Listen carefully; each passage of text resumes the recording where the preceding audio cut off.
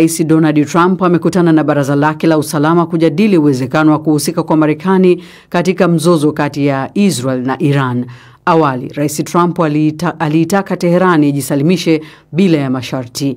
Mkutano huo uliofanyika ikulu ya White House uliendelea kwa takriban dakika 90 na kwa mujibu wa taarifa hakukuwa na makubaliano ya pamoja miongoni mwa washauri wa rais na wa masuala ya usalama. Skola Kisanga anaarifu zaidi.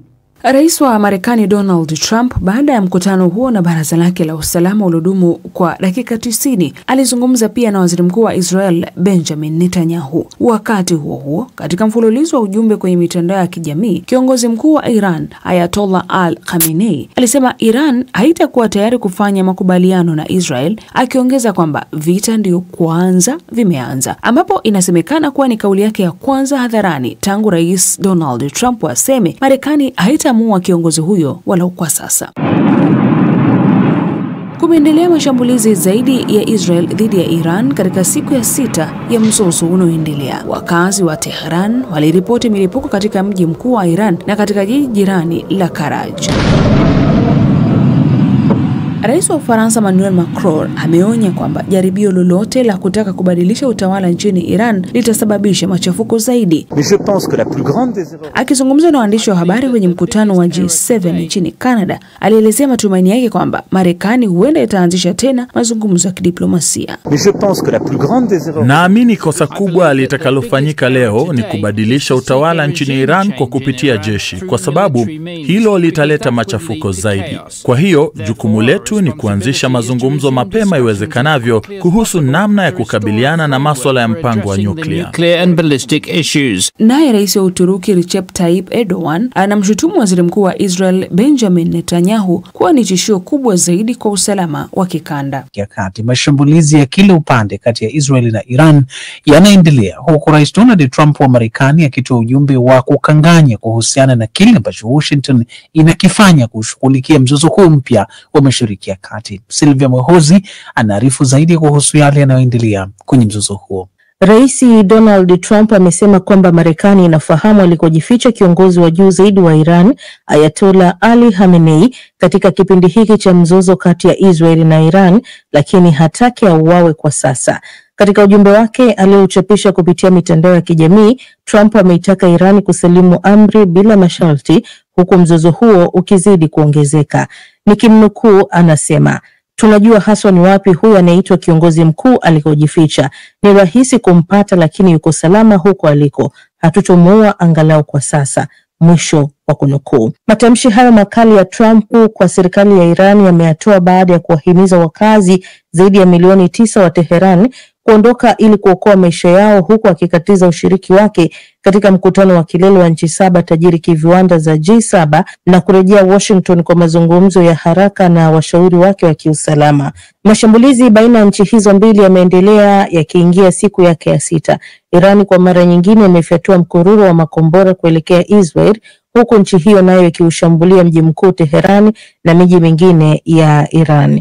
Hadi kufikia sasa watu waliouawa nchini Israel ni 24 na zaidi ya 600 kujeruhiwa. Na huko nchini Iran watu zaidi ya 200 wameuawa. Jeshi la ulinzi la Israel IDF limeripoti mapema asubuhi ya leo kwamba makombora zaidi kutoka Iran yanazidi kufyatuliwa.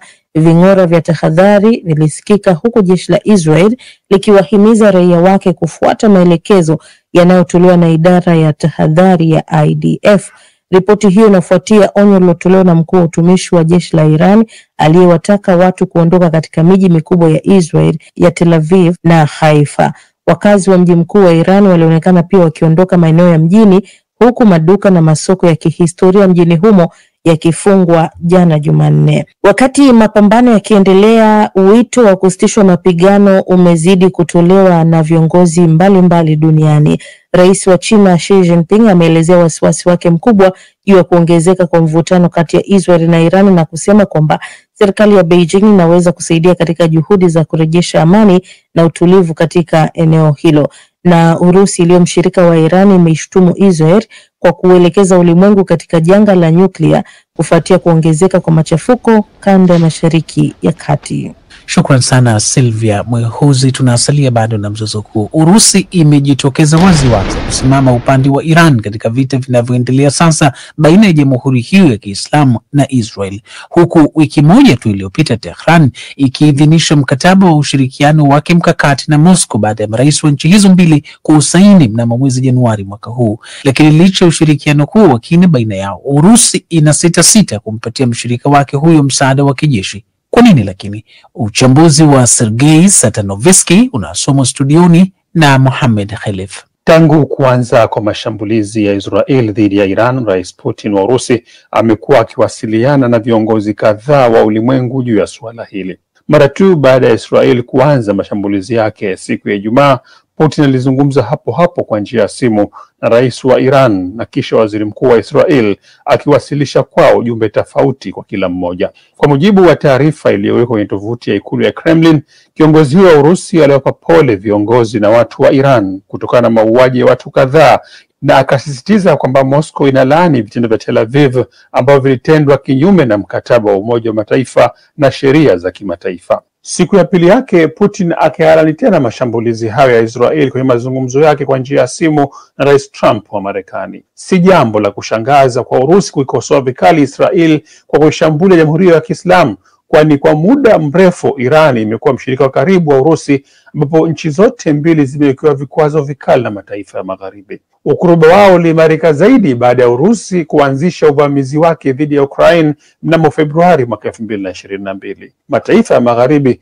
yaliituhumu Iran kwa kuipatia Urusi droni za kijeshi ambazo zimetumika pia kuishambulia miundombinu ya kiraia. Kwa mujibu wa ripoti za vyombo vya habari, Moscow imelipia angalau tani 1.8 ya vinoo vya dhahabu kwa droni hizo, sawa takriban dola milioni 104 za Kimarekani, ambazo zilitumwa kupitia kampuni ya Sahara Thunder ya Iran. Kuna uwezekano pia kwamba Tehran iliomba Moscow isaidie kwenye mpango wake wa nyuklia. Wachambuzi wanasema kwa namna yote ile Urusi haitaki kumpoteza mshirika wa kuaminika kama huyo, lakini wakati huo haitaki kuyachafua zaidi mambo yalivyo katika eneo la Mashariki ya Kati. Mmoja wao ni Ruslan Sulaimanov ambaye anasema, na hapa namnukuu, Kremlin inafanya mambo yake kwa mujibu wa kanuni ya kale ya Qur'ani inayosema pigana vita lakini usichupe mipaka.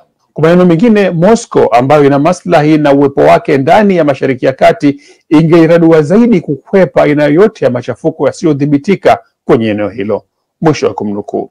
Lakini wachambuzi wengine wanasema mzozo wa Iran na Israeli umeipa Urusi nafasi ya kupumua na joto la ukosoaji mkali wa mataifa Magharibi dhidi ya vita vyake nchini Ukraine, kwani kwa sasa mataifa hayo yametingwa sana na kinachoendelea Mashariki ya Kati. Siku ya Jumanne, Moscow ilitumia fursa hiyo kufanya mojawapo mashambulizi makubwa kabisa dhidi ya Kiev katika miezi ya hivi karibuni, ambapo watu 14 waliuawa. Wakati huo, hata mkataba wa ushirikiano wa kimkakati ulioidhinishwa na bunge la Iran siku ya pili tu baada ya Israeli kuanza mashambulizi yake hauna kipengele kinachoanzisha ushirikiano wa pamoja kwenye masuala ya ulinzi. Haulazimishi upande wote ule kati yao kutoa msaada wa kijeshi kwa mwingine unaposhambuliwa, bali kikubwa wanachofanya ni kuuzuia upande mmoja kushirikiana na adui wa upande mwingine. Alikuwa ni mwenzangu Mohamed Khalif huyo na uchambuzi huu ulioandikwa na Sergei Satanovsky. Kama unavyokuambia kila siku, maisha ni kuchagua, maisha ni kupanga. Huwezi ukapata mafanikio kwa kulala tu na kuamka na kwenda kazini na ukarudi. Yani itakuwa ni changamoto sana. Watu naona wamepata mafanikio, kila mtu ana mbinu zake, kila mtu ana kitu ambacho anakifanya na anaweza, pamoja na kwamba anafanya kazi, lakini kuna kitu pia anafanya ambacho kinamsaidia. So wewe ambaye umekaa hapo una duka lako, unaamka unaenda hufanyi chochote, unaenda tu dukani unauza 50 hizo, unarudi nyumbani, unategemea utakuja kumiliki gari au kujenga nyumba nzuri au kuishi maisha mazuri, au utaendelea kuteseka mpaka utachoka kwa sababu hujajipambania, yani hujaamua kujipambania.